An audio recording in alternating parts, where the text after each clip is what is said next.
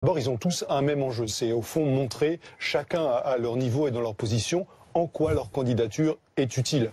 Naturellement, cette question n'a pas la même signification pour tous les candidats. Il y en a qui ont une probabilité importante d'être élus président de la République. Il y en a qui n'ont aucune chance et qui le savent et qui vont gérer leur réponse en fonction. Après, il y a évidemment des enjeux différents selon les uns et les autres. Il y en a deux qui se détachent aujourd'hui dans les sondages, des sondages dont on ne cesse de répéter qu'il faut les prendre avec grande prudence parce qu'il y a beaucoup d'indécis et beaucoup d'abstentionnistes potentiels. Mais quand même, Marine Le Pen et Emmanuel Macron font figure de favoris, donc ils veulent à la fin du débat pouvoir se dire que finalement ils n'ont pas compromis ce statut, ils ont préservé leur chance, ils n'ont pas fait de grosses erreurs et ils ont su répondre aux attaques parce que évidemment pour les autres l'enjeu il va être là, il va être d'essayer d'affaiblir les deux favoris et on peut s'attendre à voir parmi ceux qui seront sans doute les plus offensifs ce soir.